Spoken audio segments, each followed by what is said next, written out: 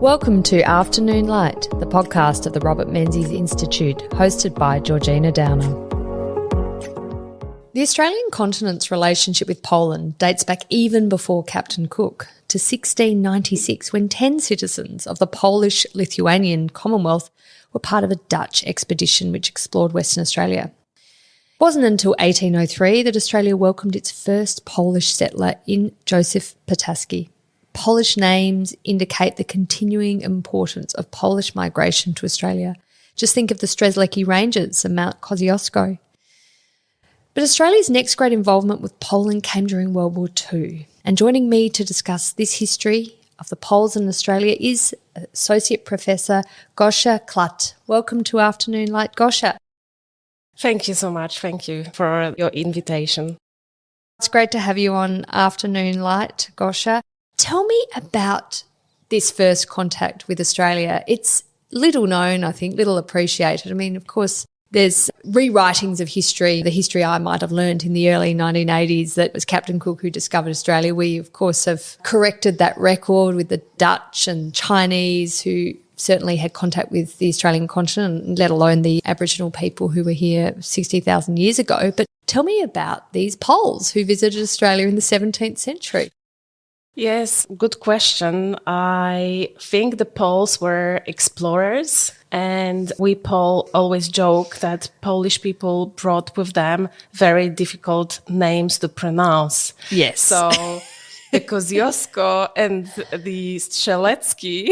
See, I didn't even get it right. So we always have fun about how Australians pronounce those names. Kościuszko is the proper pronunciation of the Kosciuszko mountain, and Strzelecki was the famous explorer. So these were the kind of first contacts with the Australian land from the Polish perspective. Is it interesting for Poles to come to Australia and see these Polish names Mount Kosciuszko, and I'm not going to pretend to be able to pronounce it in the proper Polish way, but that's an icon. It's the highest mountain in Australia. It's of incredible importance, and a Polish name has been used for it. That must resonate quite strongly with Polish people when they visit. Yeah, that's a must-see site for everyone visiting from Poland. So whenever a family arrives, we take them over and we climb the Mount Kościuszko. And you pronounce it correctly. We tell the stories about the mispronunciations. But yes, I think we are very proud of this achievement. And it is always a surprise to see those Polish influences, because when we think about Poland-Australia relations, we usually think about big distance dividing us. And not a lot is known or has been explored about the historical links, the diplomatic links. I think the biggest topic published and researched is on Polish migrants into Australia. But otherwise, those kind of historical links have not really been very well known. No, and I think in terms of Polish migration to Australia, the focus has been on the post-World War II migration, which came in very significant numbers. I mean, I think of the 170,000 displaced people who came to Australia after World War II, 60,000 were from Poland. So we're talking very, very large proportion. But those Polish migrants in the 19th century who were prominent, I mean, there's Polish Hill and Polish River in South Australia, obviously the iconic mountain ranges and highest mountain in Australia. But I mean, what was it about those Poles and that Polish influence in that 19th century period, do you think, that led them to have such prominence at that time, but maybe sort of slightly forgotten in the rest of the telling of history? I think the settlement in South Australia, and I haven't really researched it or explored it, but while I was doing some research on the Poles and Australia, I, of course, came across this settlement. And we know about this because it was probably the first Polish settlement that is known, and that's the first go-to information about how far the Polish settlement in Australia historically stretches back. Yeah, well, quite extraordinary. Today's discussion, though, will really focus on World War II and the aftermath and Australia's involvement with Poland and Poles. Of course, Poland is the scene of, locus of a lot of unfortunate activity during World War II. Can you tell me what was happening in 1939 in the east of Poland?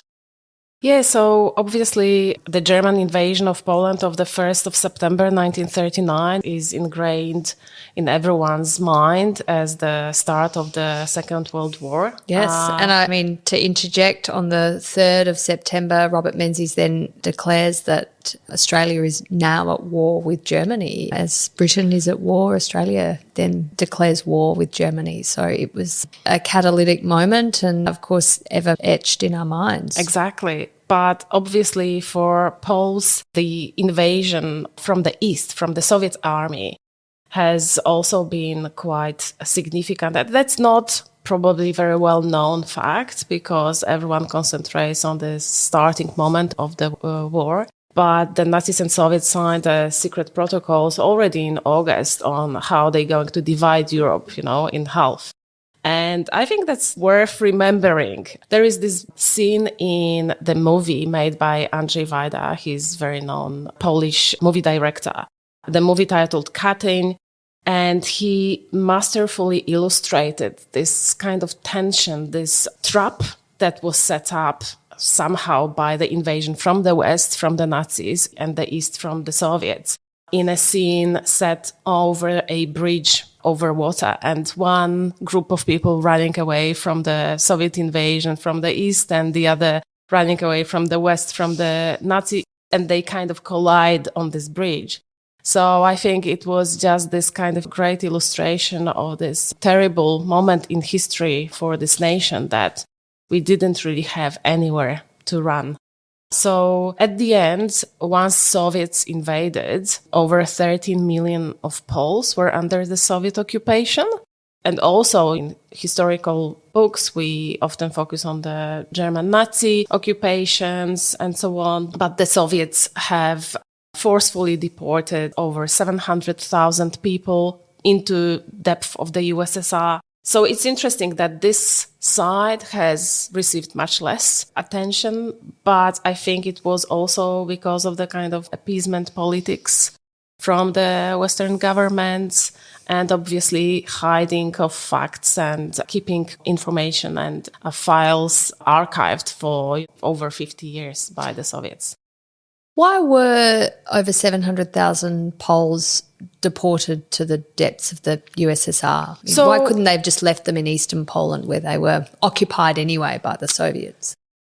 Yeah, so while Nazi Germany segregated people on the basis of race and ethnicity, Soviets decided to clean the Polish land of Poland on the basis of the status. So intelligentsia, officers, teachers, they were seen as anti-Soviet and arrested, deported with their families. So that was the specific politics of the Soviets to appease Poland. So Poland is carved up, basically, between the Nazis and the Soviet Union. What happens to the Polish government then? So the government escapes after the Nazi enter Poland, and the Polish government in exile is established in France and then later moves to London. They remain in exile throughout the war, but also for over 50 years. In reality, we've got this government that democratically represented Poland, pre-war Poland. And we've got the other government, the communist governments, that were not democratically elected in power as well. Chosen by Moscow. Exactly, Yeah. exactly. Yeah. So I think that is interesting because the position of the Polish government in exile was also seen by many Poles as not really well supported by the West. And especially after the 1989, there has been a lot of resentment from Poles towards the West. In a way, they kind of not really supported Poles and abandoning really and trusting Stalin, appeasing Stalin with their politics. So I think there was no acknowledgement of the Soviet participation in the role of invading Poland, him making deals with Hitler. But also when in 1946, the Victory Parade in London, the Polish government was never invited to participate. And obviously, the Yalta conference that divided land and borders after the war was done without participation of the Polish government, even though it was making decisions on behalf of Poles around how the borders should be established and moved. Tell me about Winston Churchill's attitude to the Polish government in exile in London. Did he engage with them much? It doesn't sound like he did particularly. Well, I think Poles really wanted to participate because they knew what was at stake. They wanted to be part of the fight. And politically, I think Poland was seen as an ally, but the situation with the Soviets and Poles was seen as the problem. So Churchill called it Polish problem to solve. So that's why the deals behind the Poles' backs, because they wanted to have the Soviets as allies against the Nazi Germany, especially at that stage.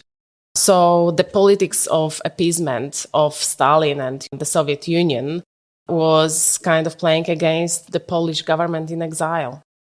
Tell me about how the Polish government established diplomatic representation then in Moscow at this stage in 1941, because this becomes, of course, very important in terms of Australia's involvement. Yeah, so obviously it was really important for the Polish government to have some representation, especially for the humanitarian reasons, for all those Poles who have been included in the Soviet Union, not only deported there, but in the millions included as Soviet citizens now, because there was a passportization into the Soviet citizenship. So there were millions of Poles on the territory of the Soviet Union, but also in Poland, who needed some diplomatic, consular, humanitarian help. So after 1941, there was an agreement between Soviet Union and Poland to establish those diplomatic consular relations. Embassy was set up, and it was a very complex, obviously, mission to help that many people. There were, I think, 1,000 personnel working in orphanages, pharmacies, Polish medical support offices for all those Poles who were spread across this huge territory of the Soviet Union. So even coordinating those local offices, coordinating messages, letters, visas, all the consular affairs was really important for the Polish government. But also one of the most important roles was to support the evacuation of the soldiers, the families, to join the so-called Anders Army that was being created to fight against the German Nazi. So that was the deal with the Stalin, that those kind of forces would be formed to help stand against the German offense. So there was a huge evacuation effort there as well. So 1941, the first embassy was established in the Soviet Union. And the intention was to identify the location of Poles Russia and then obviously form this force to support the Soviet Union's defence against the encroachment of Nazi German forces. But how were the Polish diplomats received in Moscow? It must have been incredibly difficult conditions for them.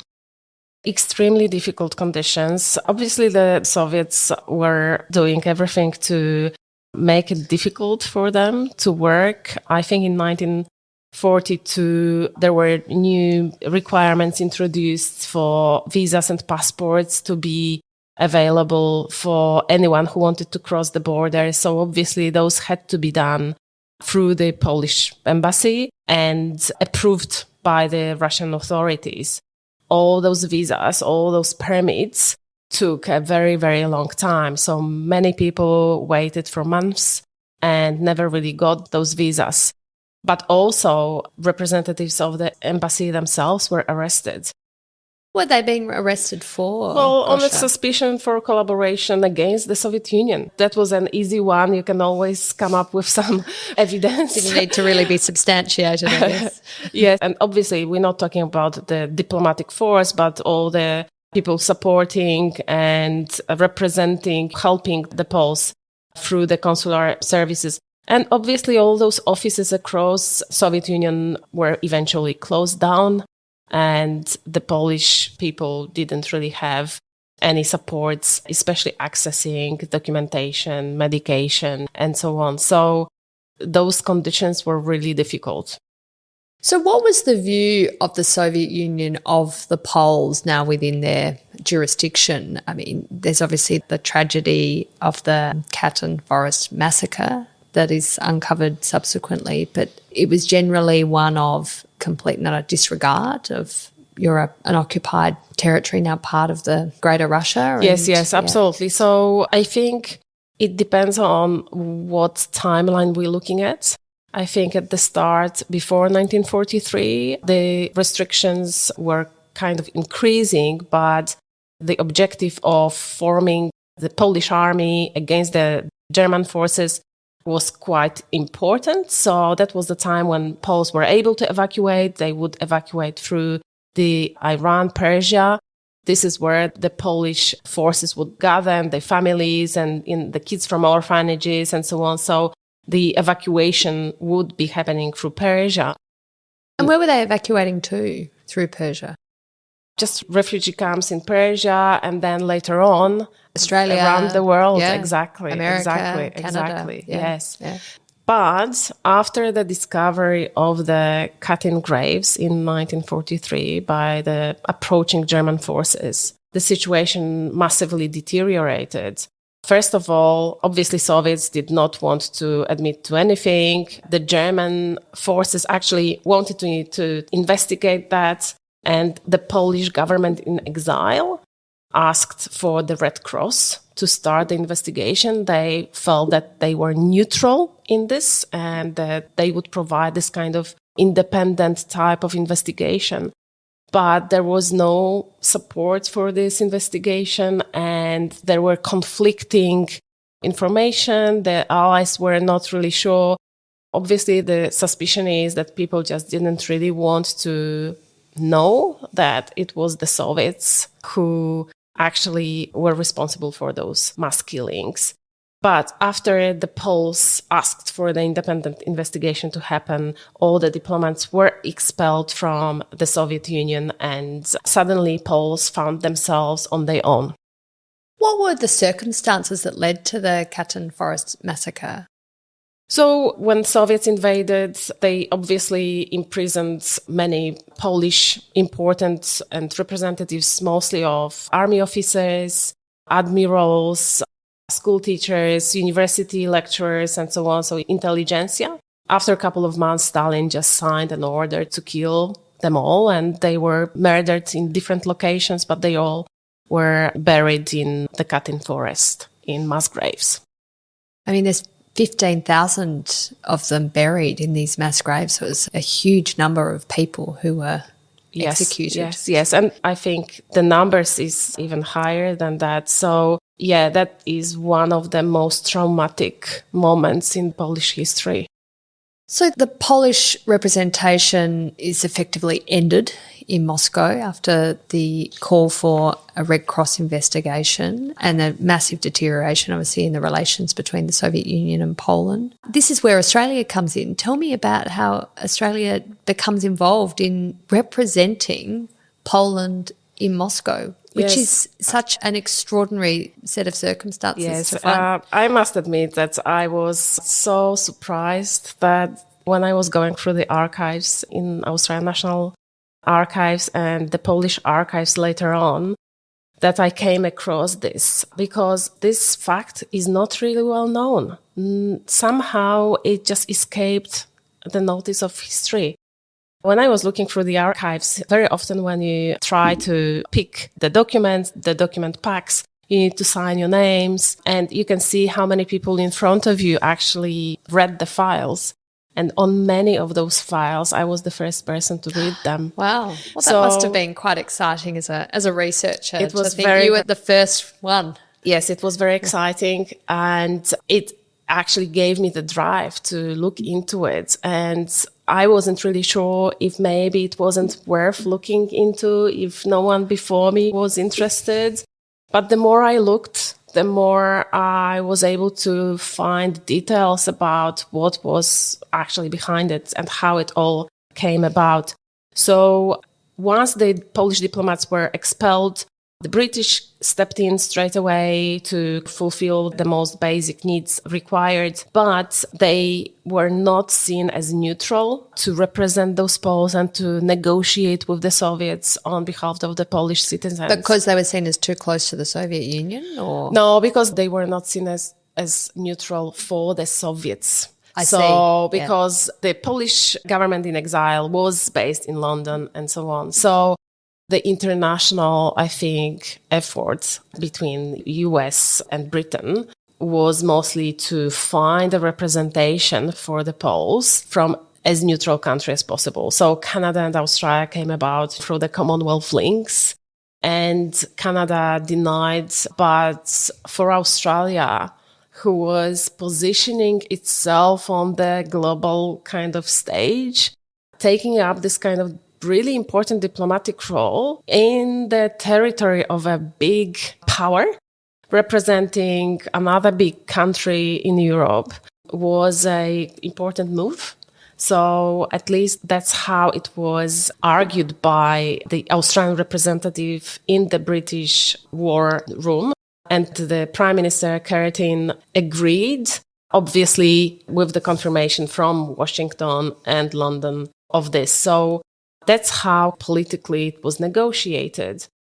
I thought it was interesting that, of course, H.V. Evatt, Doc Evatt, who was External Affairs Minister at the time, he was supportive of this decision, the Prime Minister being John Curtin, as you said. And it came as a recommendation of Stanley Bruce, who'd been a former Prime Minister of Australia, then High Commissioner in London. But Evatt's view was a way of Australia trying to foster healthy relations between Britain and the Soviet Union, that the Polish interests here were of secondary concern. This was a way, as you say, of Australia playing a greater role in a European conflict, that we were able to be a middle power and country of great influence and required in a moment of great need, and that we could be some sort of honest broker in terms of creating better relations between Britain and the USSR. That seems extraordinarily ambitious of Dr. Evatt. Yes, ambitious, but also Australians were very kind of realistic about the foreign policy. And they thought they have seen Poles as too idealistic. So they felt that they could actually bring in some of the more pragmatic approach into the relations between the Soviets and Poles. And in this way, build more kind of friendly relationship between Britain and the Soviet Union. So I think they felt like they could play this role to manage what Poles were actually doing in relation to the Soviets, because obviously undermining Soviet narrative regarding the Katyn graves and murders was not something that allies were interested in. They just wanted to collaborate with the Soviets against the Nazis. But also, I think in Australia, there was this idea about contributing to bringing peace. So Poles being loud about some mass graves in Katyn and stirring the pot, creating a conflict with Stalin, was not something that the allies wanted to see. What was the Polish attitude to Australia taking on this role on their behalf? I think Poles wanted really to have a representation. The humanitarian efforts were really, really important to them, and the finalization of the evacuations from the Soviet Union. So I think that they were grateful, but obviously that's what you can read from the diplomatic exchanges. I think they would be much more helpful with having a bigger power to play this role, the US or Britain, because they would see them as being able to exercise specific power. And in 1944, when Soviets really stopped all the evacuations from the Soviet Union of Poles and stopped giving visas, it was the Churchill and Roosevelt representatives who would negotiate some additional visas for example, families of the diplomats. So the Polish diplomats were removed or exiled or arrested, but some of their families were stuck in Soviet Union and they couldn't get out. So there were made representations to negotiate that by the bigger powers at some point when Australian diplomats were not able to negotiate that. Yeah, they weren't able to exert the same level of influence. What did the Australian diplomatic representatives end up doing on Poland's behalf then in Moscow? It was about a period of a year, wasn't it, from 1943 to 44? It was over a year, and the first diplomat, chief officer, he kept really great documentation of his activities. He submitted detailed reports on his activities, but also on how he managed the Polish embassy's property. So, for example, he reported exactly all the items that he encountered on the first time on the Polish premises, including 6 cars, when he listed which ones were used in whatever way. There was a Buick from the 1939 used later on by the Austrian legation that belonged to Poland. So all those reports are really painting the picture of what's included in the activities. But obviously, these are maybe interesting facts. But in terms of the activities, the most important one was the humanitarian mission to, first of all, obviously account for the furniture and cars and so on, the Buicks. Then account for the people, because it was not really clear how many people, where they are located. There were some archival documents moved to the other legations. Some were not very clear. So there were many people who were not accounted for. And it was really difficult to get the information from the Soviets as well. So finding out how many people needed help, where they live, but also actually printing information in the newspapers across the Soviet Union. So Poles knew that now the Australian legation represented them was really important. So people actually knew where to go, when to get directed when they needed consular help. Must have been incredibly difficult for the Australian diplomats, though. They spoke English. I'm assuming they didn't speak Russian and Polish. They're representing Poles. They're trying to find the 300,000 Poles who are deep inside the Soviet Union and rescue them. I mean, was there a significant language barrier in undertaking this task? I must admit that I haven't across any documents describing this. There were, I think, secretaries employed who helped with that. So I think the bigger role for the diplomatic mission was to keep a conversation with the Russian counterparts and negotiate with them and understand the rules of engagement. So that was the role of the legacy, to really keep the political and diplomatic relations afloat and to negotiate for specific cases as well. It's extraordinary to think that at this time, Australia only had 5 diplomatic missions around the entire world. And of course, one of them is not even on Australia's behalf. It's on Poland's behalf in Moscow. So, I mean, Australia did not have the huge diplomatic network that it has today, and of course doesn't have the numbers of experienced diplomats used to advocating Australia's interests, let alone another country like Poland's interests, into a nation like the Soviet Union. How much traction did Australia have then with Moscow? It must have been incredibly difficult. Yeah, I think it's very often that those influences are built on specific personalities. And the experience counts and the number of people who can do the job counts. But I think it was the quality of the people that represented and who understood the gravity of the situation, who understood the political situation, and also respect towards the Polish citizens and the Polish government in exile or diplomatic forces that were kind of stationed in Tehran. So I think that was the quality. And I must admit that what they achieved with the finalizing of the evacuations, especially there was this orphanage in the Soviet Union that had 600 kids and they were kind of halfway through evacuations. So the Australian legation helped evacuate the rest of the 300 kids and teachers and so on. If not for the efforts, it wouldn't be possible to do that. When I was attending one of the conferences in Wellington in New Zealand, an older lady came and approached me. Her name was Kristina Tomaszek. And she was one of those kids in the kind of orphan refugee camp in Persia. And then all those kids were transported into different directions depending on where they wanted to be settled. Some of them had some companions. Some of them had one parent or maybe some carers.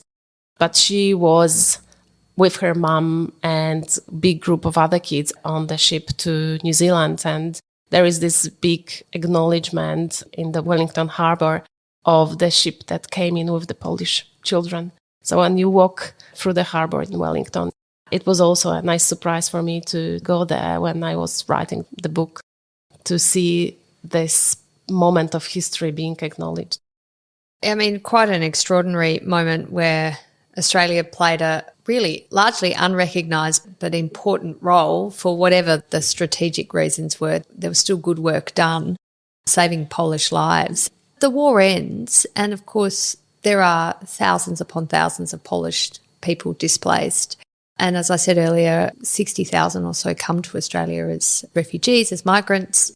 What is the impact on the relations between Australia and Poland in that sort of post-war period of that effort of Australia representing Polish interests diplomatically in Moscow, but more broadly as a country that did welcome significant numbers of Polish migrants? Yes, so between 1944 and around 70s, when the first Polish embassy was established in Australia, in Canberra, there was really not a lot of diplomatic activity. And that's probably why this episode, Australian representation of Poles in the Soviet Union, was not that well known. But obviously a big migration wave, a post-war, came, and they were very active in keeping the national identity, language. It was at the time when Australia's policy towards migrants were based mostly on assimilation politics and so on. So it was part of the motivation to keep the ethnic traditions and patriotic moments or days and remembrance days and so on alive for them and for other ethnic groups. So this is where the Polish Saturday schools and big network of organizations have been established. So up to the 70s, when the Polish embassy is then established, there is some diplomatic links and economic links being re-established and built. Obviously, the situation in Poland deteriorates. There is a rise of solidarity movement, which was the labor workers movement. And the martial law was announced in December 1980. That's where afterwards the second migration wave arrived in Australia, and they were mostly the political activists or just people who were abroad when the military took over in Poland. So they just were refugees looking for a place to settle or at least wait for a better time to be able to come back to Poland. So this is where the other migration wave came into Australia, and they had much different way of looking at the Polish-Australian relations, and they have influenced the way that Australia has seen Poles. Poland is incredibly well known for its role in the end of the Cold War through the rise of solidarity, and the Pope John Paul, of course, becomes quite a key figure here. Lech Wałęsa. Lech Wałęsa is an extraordinarily important figure here. The attitude of the Australian government, and at that time in 1981 it was Malcolm Fraser, how did that influence the welcome that Poles got here in Australia during that time? I think that's kind of aligned with the change of the policy towards migrants in Australia. So maybe not surprising for many, but it was surprising to me that the father of multiculturalism was Polish. George Zubrzycki, it's another difficult name to pronounce. He was very influential in establishing the diverse social kind of vision of Australia. So that was the time when the approach to migration, to migrants, their role in Australian society has been changing. There was much more investment in the establishing multicultural radio, TV, appreciation of what other cultures and other ethnicities bring in. That was also seen through the political party lens. And when those migrants, new migrants in the 80s came in, they have experienced very different circumstances than the older migration. I remember when I was promoting my book in one of the Polish events at the Federation Square, this lady comes up to me and says, "Oh, you know, you've got this cover on your book that shows two Polish women standing at the crossroads near the Bonagila camp. That was a big refugee camp, and she was there." And she said, "You know what? They served those overboiled lamb chops. It was horrible." So that was her memory. But then in the 80s, no longer lamb was served for the migrants. They could count on the language lessons, social support, trade qualifications, recognition, and so on. So it was a very different already environment for them when they've arrived. Yes, the situation for migrants in the late 40s, early 50s, I mean, they really had a very, very difficult time going to the camps, places like Bonagila, and of course working on the snowy hydro, sometimes being split from, husbands and wives being split for a couple of years before they can reunite. It was incredibly difficult compared to, say, the reception that Poles were getting in the 1980s. And also that sense that the Poles fleeing Poland in the 1980s were fleeing a regime that Australia had been opposing for decades and decades through the Cold War. Yes, exactly. And I think also solidarity movement was a non-violent movement. It was not a political, it was a people's movement. It included different spheres of the society, the students, the workers, the intelligence. So it was a believable movement. It was the largest workers' union movement ever. Almost every household had someone being a member of the Solidarity. So I think that was kind of representing the hope for the people, for maybe change. And obviously those new migrants who were coming into Australia were quite young. They were activists, many of them, and they were quite vocal about the support they needed. They were vocal about asking for support from the Australian MPs to help, for example, gain entry visas for their families. Very often it was single men who arrived in Australia and they wanted their families to join them. So it was individuals who created some of those movements. But also there were just young people who wanted to fight for freedom for their country. Some of the archival documents from the Polish consulate in the 80s reported on the scandals, slogans being painted on the walls. So obviously it wasn't organized. It wasn't like a big movement, but it was more like individual activists wanting to show the way they fought against the regime. And of course, the Australian government was supportive of that. Both the Fraser government and then the Hawke government is supportive of the efforts of Poles and their supporters and Solidarity supporters in Australia to yes, absolutely to bring about change. There were a number of initiatives introduced by both. For example, Fraser increased the numbers of Polish migrants who were allowed to migrate into Australia. There were a number of reforms implemented to help with the broadcasting in the different ethnic languages, developing English language classes for adults and so on.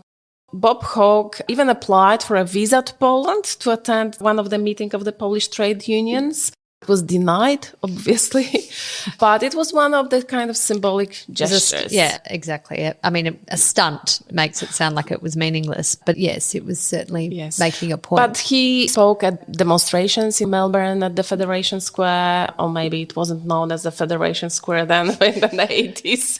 It was something else. But yeah, there were demonstrations in the city centers. They both provided the support, and then as prime ministers, financial support as well. What was it about solidarity that captured the attention of Australians, do you think? Was it because we had 100,000 or so Poles living in Australia? Or was it because it was just that sort of end of the Cold War zeitgeist, Reagan, Thatcher, the olive branch out to Soviet Union to try and find a accommodation peace and bring about the end of that regime? I think it was a combination of all those things. There was obviously a huge Polish diaspora, well organized already. So thanks to the previous migrants, there were lots of organizations already set up. So a really great network. Obviously, the cause itself was about more humanitarian issues rather than political issues. It was about very often fundraising money for hospitals, medical supplies to help children in hospitals and so on. So the way it was presented, it was also much more humanitarian rather than political support. But also I think Poles were very actively lobbying the political figures. And obviously Lech Wałęsa and the symbol of solidarity itself was very, very meaningful at that time. What an extraordinary story, and thank you so much, Gosia, for bringing it to light. I think it's an important story that we need to appreciate more, the involvement during World War II and, of course, the end of the Cold War in the 1980s, support for solidarity. So thank you for coming on Afternoon Light. Thank you so much. That's it for this week's episode of Afternoon Light, the podcast of the Robert Menzies Institute.